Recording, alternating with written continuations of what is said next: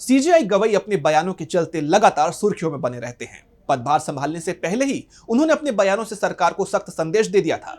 अब एक बार फिर उनके बयान की चर्चा हो रही है, जिसमें उन्होंने संविधान के महत्व को समझा दिया है।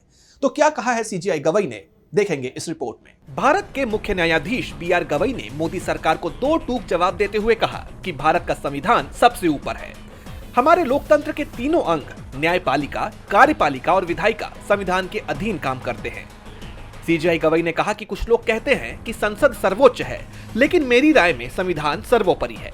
सीजेआई ने भले किसी का नाम ना लिया हो, लेकिन उनके इस बयान को पिछले दिनों बीजेपी सांसदों और उपराष्ट्रपति जगदीप धनखड़ के बयान के पलटवार के तौर पर देखा जा रहा है।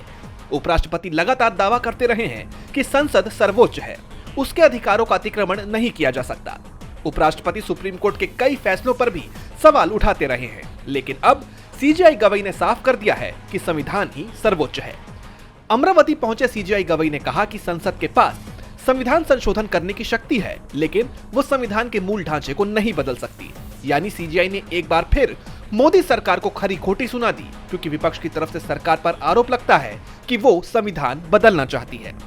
यही नहीं, सीजेआई ने अपने बुलडोजर एक्शन के खिलाफ लिए फैसले का भी जिक्र किया। उन्होंने अपने बयान को दोहराते हुए कहा कि आश्रय का अधिकार सर्वोच्च है। बता दें कि 14 मई को शपथ लेकर गवई देश के 52वें सीजेआई बने। सुप्रीम कोर्ट की वेबसाइट पर दिए प्रोफाइल के मुताबिक उनके रिटायरमेंट की तारीख 23 नवंबर की है, लेकिन सीजेआई बनने से पहले ही उनके बयानों से सरकार की नींद उड़ी हुई है। अब उन्होंने एक बार फिर सरकार को खरी खरी सुना दी है। डीबी लाइव की रिपोर्ट।